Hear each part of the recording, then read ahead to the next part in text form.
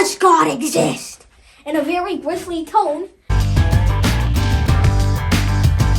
Hello everybody, my name is Immanuel Kant from Barry Science Lab, and today we will be talking about Immanuel Kant, not an E, an I. Now I warn you before starting, if you have a fixed mindset, do not continue past this point. Instead, first learn to have a growth mindset, one where you don't stay in your own echo bubble, one where you actually try and learn and accept new ideas, and you are able to discard your own. Alright, I think I've given enough time for people with a fixed mindset to click off this video. Now, let us begin. So, Immanuel Kant, I'm sorry if anybody here is German and they just got triggered because I pronounced that wrong, but Immanuel Kant was a German philosopher born in 1724 in the province of East Prussia. At that time, it was in Germany. It is now part of Russia. Now, at that time, Germany was not Germany. It was split into several different kingdoms, but Prussia was the most influential and the largest and the most powerful of these kingdoms. And it would later go on to be the unifier of Germany around the 1870s, which was long after Kant's death, however. However, East Prussia, or Konigsberg, where Kant was born, was a part of Prussia, as you can see by the name. So Konigsberg was essentially the only major urban settlement in the area of East Prussia. Now, even though it was a major trading port and had a great population, it was geographically isolated from the rest of Germany, or the rest of, the Holy Roman Empire, or Prussia, by Pomerania. A region that you can Google up. Do it. I dare you. So, this little corridor that actually came to be known as the Polish corridor during World War II. So, this little corridor made East Prussia very geographically isolated, which caused Kant to not really travel outside his little province for very long. So, he never made a permanent residence outside of East Prussia, and he almost never went outside of East Prussia, except for this 6-year time where he skedaddled out of there. So, in 1724, he was born in Konigsberg. Let's start from there. His parents were pietists, meaning that they were pious and were living a vigorous Christian life. They had Christianity in a lot of aspects of their life. However, so that meant that naturally Kant was thrown into a pietist school. However, once his parents died, Kant adopted some sort of straddling between agnosticism, which, fun fact, was the same kind of belief that Albert Einstein had, which said there is a God, but I'm not sure. There might be a God, I'm not sure. And deism, monotheism, which is there is a God, and I know that, but I frankly don't give a crap. So, he straddled between these two beliefs from time to time. And we'll talk about Kant's views on God later in today's lesson. So, when Kant grew up, what did he do? Well, other than obviously being a philosopher, doing philosopher things, he also wrote 2 books on, guess what? Philosophy.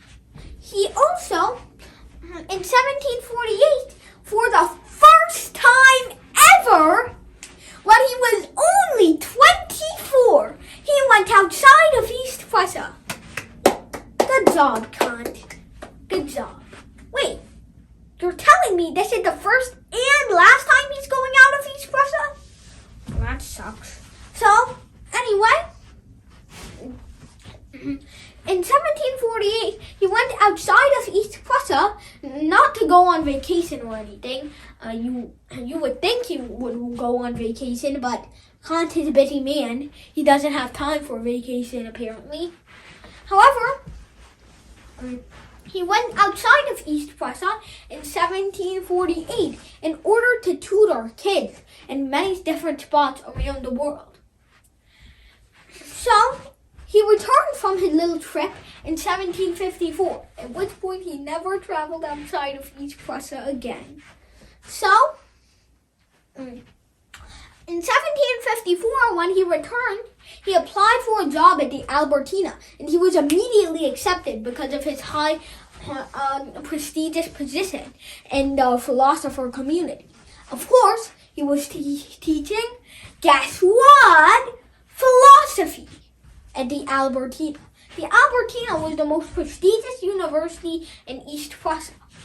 However, even though it stood for 400 years, it was eventually knocked down in 1944, almost exactly 100 years after its creation in 1544.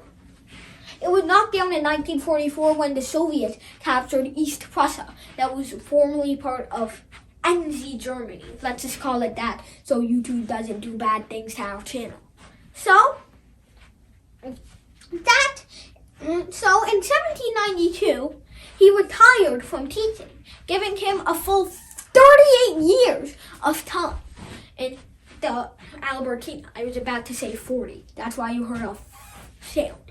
So, anyway, that was when he lived out the last years of his life. Now, he wasn't salaried at the Albertina, even though he taught there for 38 years. Instead, he was paid directly by his students. As I said, in 1792, he retired. And he lived out the last 12 years of his life before he eventually died in 1804. February 12th, to be exact. Just a few days before his 80th birthday. Rest in peace. Alright, so now let's talk about his ideas after that brief summary of his life. Well, what were all of his ideas? Well, Kant had a lot of ideas, so we're going to be talking about 3 in this video. First of all, he thought that lies are bad. Never lie. Now, I mean, it's obvious that lying is bad. I mean, many people have said that lying is bad before, probably even your own parents, when you just silently, you could have swore that you took that cookie out of the jar silently, crunched on it silently, and nobody would notice. But your parents noticed. And when you lied to them, your parents said, "Don't lie." So, I mean, it doesn't take being a philosopher to know that you don't have, that lying is not well. However, the weird thing is that, have you heard of a white lie? Basically, a white lie isn't like your regular run-of-the-mill lie. It's a lie told by people when they don't want to hurt others' feelings, or they don't want to reveal something to others that could potentially hurt them or the other person. Or they don't want to tell something to another person that could put the risk of somebody, of a person that they are related to at risk. So, white lies are essentially lies told to make everything better. Lies told so that the hurtful truth doesn't get out. So, they sound like good causes. But, what if I told you that Kant thought white lies were stupid? They were just as bad as your regular old run-of-the-mill lies. But how, why, what, but aren't white lies supposed to be better? Well, that's the thing. Consider this scenario. So your rich, prestigious friend is coming over for the night. So, however, when you are just starting dinner, you hear a knock on the door. Who could that be? Well, the door, and there's this guy with a pistol. I don't think you want to mess with the Glock guy, do you? Glock guy sounds really nice. So, if you don't want to mess with the Glock guy, what do you do? What does he even want? Does he want to kill you? Oh my god, oh my god, oh my god. You don't want to mess with the Glock guy. Glock guy actually sounds really nice. So you don't want to mess with the Glock guy. What is he gonna do? Is he going to shoot you? Is he going to kill you? Is he going to chain you up and sentence you to drowning under the sea? Is he going to make you live in a pineapple? You don't know what he's going to do with that Glock. But eventually you hear his answer. And he says, hand over your friend. And you're like, how does he know who my friend is? How does he know my friend is at my house? But then you realize that your friend is prestigious and he probably tweeted it 7 times on social media. So, what can you do now? Well, this hitman over here is probably going to kill you if you don't tell him where your friend is, or at least where your friend is, supposedly. So, you might be tempted to make a white lie and say, he's outside. I have no idea where he went. He's probably out on the street somewhere. However, would that be the best option? Well, let's think about it. Even though you might be tempted to say that at first glance, let's say that your friend is curious, so he looks outside the kitchen and he sees the hitman with the gun. He's like, what the and he starts running out the door. So, now, he runs out onto the street in a fear that he will be shot. So, what happens is, while he is running onto the street, you tell the hitman he's outside, probably on the street somewhere, I don't know. And the hitman turns around onto the street and sees your friend. And I think you know what happens next, especially since he's pointing the Glock at your friend. Oh God. So, what can we do to fix this situation? Well, let's say you tell the hitman that he's in the kitchen. And then, while the hitman searches the kitchen, your friend will have already ran away by then. And you could probably find a safe place to hide. The assassin would probably just give up after a while because its main goal wasn't achieved. So, that would probably be a better situation than, you coming out alive with nothing hurt, but your friend not coming out alive. So, well, what could happen? So this shows what could happen if you made a white lie. And it shows that even white lies can sometimes be very harmful. Don't do fibbing. So, anyway, what about, let's talk about our final subject. Well, not our final subject, but imagine that you're in the cafeteria and you're really, really hungry. So, your stomach is grumbling so loud that the entire cafeteria can hear it. And all of your high school classmates are looking at you like you just farted the biggest fart ever. So, what do? Well, that banana over there on the counter is looking especially tasty. And that plantain right next to it. You really want it so bad, don't you? And, the banana is only 30 cents and the plantain is 20. So, you could eat at least a half meal. But you could just eat a half meal.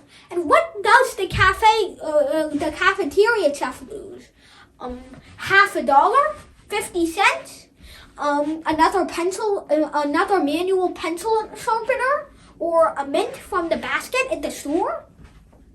It doesn't really make sense to you what the chef or the school is losing if you don't pay a mere 50 cents.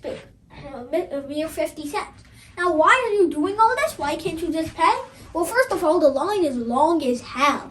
And second of all, you forgot to bring your wallet with you. Oh, God. So, you may think, if just this once, I can steal a banana and a plantain and get away with it, I'm going to be satisfied. Otherwise, I'll starve and die. However, would that be the best thing to do? Well, sure. You want to make an exception for yourself. But now, let's say everyone in the cafeteria is really hungry. And let's just assume that the cafeteria chefs have an infinite stock of, bananas and plantains. So, now, or not an infinite stock, a very big stock, but a finite one.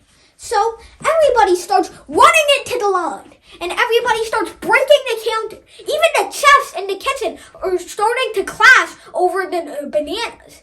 And everybody in the cafe room starts punching and kicking and fighting each other, smashing each other's bananas onto the floor, and hurting each other and stealing others' bananas over and over again. And eventually nobody gets to eat their bananas, and they're all stomped on the floor, and there are probably 1 or 2 dead people. So, that is not a very great situation for everybody. So, now imagine the entire world being a banana stealing world.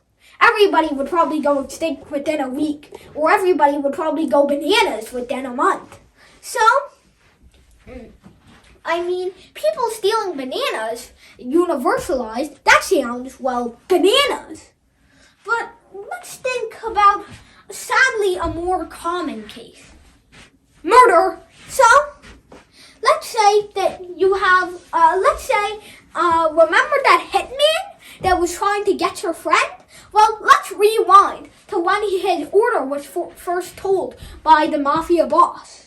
So, what he wants to do is he wants him and the mafia, only him and his mafia, to get away with killing somebody and still live a happy life. He does not want the repercussions. And of course, he did not want everybody to start murdering everybody. That would be a horrific world, and nobody would survive. He just wants justice once for him and his mafia, obviously, to kill somebody and still live a happy life, just like any normal person wouldn't kill somebody and still live a happy life. So, this means that he wants to be an exception. He wants to put him and his mafia into an exception. But eventually, everybody wants to be in that exception. The only thing holding back lots and lots of people from, killing the other people is you do the crime, you do the time. So, if you don't know what that means, basically, it's a fear of jail time. So, what are they to do? So, that means that everybody really want to be the exception. And that can lead to very bad things. Because when the exception gets too large, it becomes the norm. And you don't want the norm to be everybody killing each other, do you? So, anyway, let's talk about a final thing. His views on God. Now, first of all, he thought that God, if you talk to him and said, "Does God exist?" in a very grisly tone, then he would first say, there are 2 things that determine it. One, being phenomenal and being nominal. And number 2, how we perceive real things. So, we cannot perceive God because we might have a flawed inference of what the real world looked like, and we also cannot sense God because he is a nominal object. We can't taste God, we can't smell God, we can't touch God, we can't see God. So, I mean, God may be not real. God may be nominal, meaning he is real, but we can't experience him. So he's basically saying, I mean, two things. Either he's not real or he is real, but we have no way of experiencing him other than in heaven or something. I don't know. So if you chained him up in your basement and told him to go deeper, he would probably say this.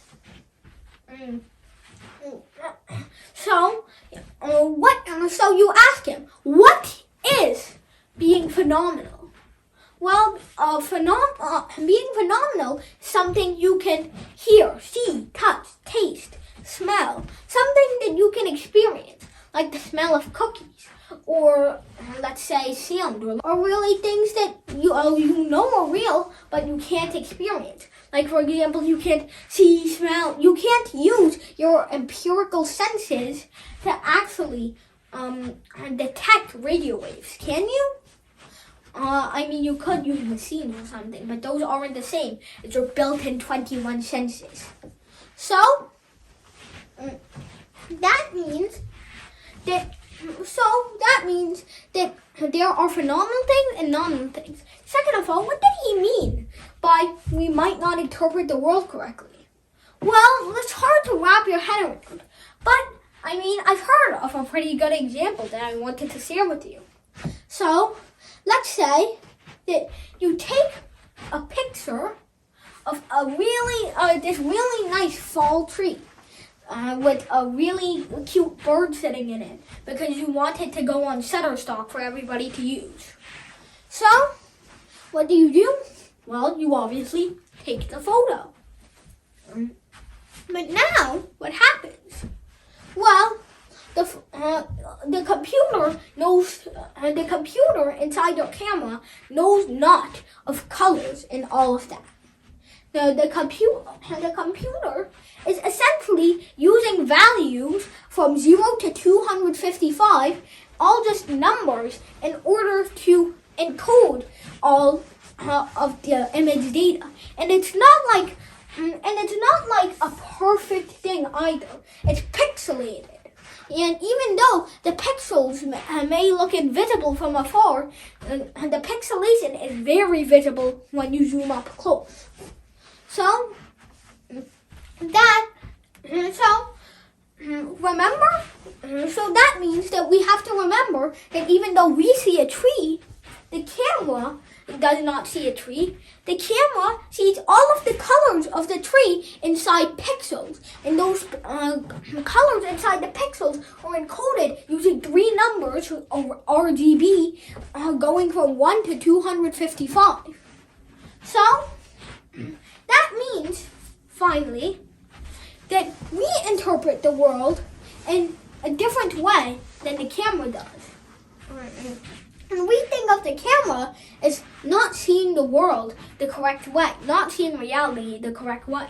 And indeed, reality is probably not just a series of numbers. However, what if we, too, are interpreting reality the wrong way? What if there is simply a higher being that can interpret the reality the way that we cannot? Just like we can interpret reality the ways the cameras can't. So, that's exactly so those are 2 exact things. 1, we might not be able to interpret God correctly. We're not interpreting God correctly, maybe. And 2, we can't sense God with our empirical senses. Instead, God apparently likes to communicate in different ways. So he is essentially a nominal thing.